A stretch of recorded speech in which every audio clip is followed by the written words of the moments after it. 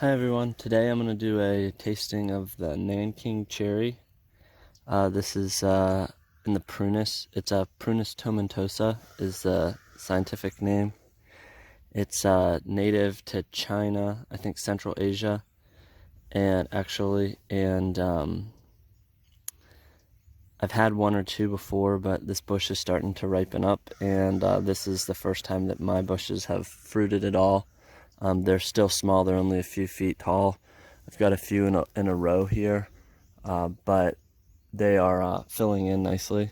Hopefully they will make a nice row and a little bit of a barrier. So anyways, this is Prunus tomentosa, and we're going to do just a real quick tasting here and see what they taste like.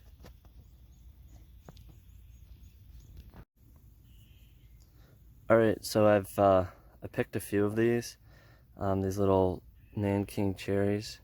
I don't know if it'll focus, they're definitely on the smaller side, but they have a pit in them. Most of it's pit, but it's there's still a lot of flesh to it. There's a lot of meat to it, and I'm gonna probably save these seeds and plant out a bunch of them, see if we get some sprouts. I'm assuming they grow somewhat true to the parent plant, but we'll see what happens anyways. They're a little bit astringent.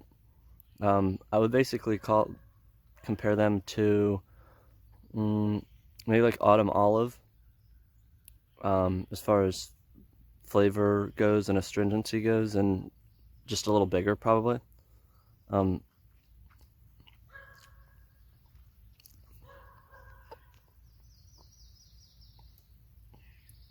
They definitely get sweeter.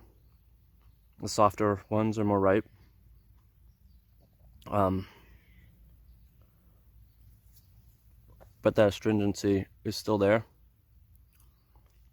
As you bite through it, the pit just comes right out. It's not hard to dig through. You could definitely eat a bunch of them if you wanted to. Wouldn't be hard to pick through them all, but I know a lot of people make jams and stuff with them. They will add a ton of sugar, obviously. That makes things taste better, I suppose. I kind of like just eating them plain like this. They're actually not bad. They're good to just snack on when you're out in the garden. I know the birds are definitely going to go after them soon, but before they get a chance, try to pick them off. I like to just I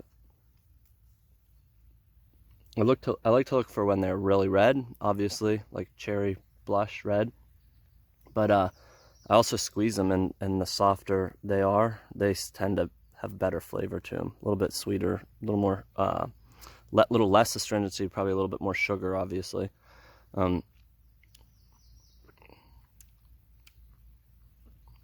If I had my choice, I'd probably let them fall onto the ground and pick them off the ground and eat them when they're super sweet. But I'm sure the birds and bugs and mice and everything else would get to them first. There's a couple other in the background. You can see a bunch of the food forest in the background too. But anyways, just wanted to give you guys a quick preview of what it tastes like if you're looking at buying one. They're pretty plants. They have a really pretty flower in the beginning of the spring whenever they start to blossom out. I think mine, this is probably the first time around that mine are starting to actually produce fruit. And then you have a late frost. For us, our frost date is probably in the middle of April, but we've been getting some later in April lately. And so it can hit those and knock them back. But I could see how these bushes could get 6 to 10 feet tall and could probably produce thousands of fruit. And I mean, I could sit out here and snack on them all day. I don't think there's any aversion to eating them. I hope you enjoyed this video. If you did, please like and subscribe. I'll try to share more videos about my food forest and garden, especially stuff growing in more temperate climates, Zone 7B here in North Carolina.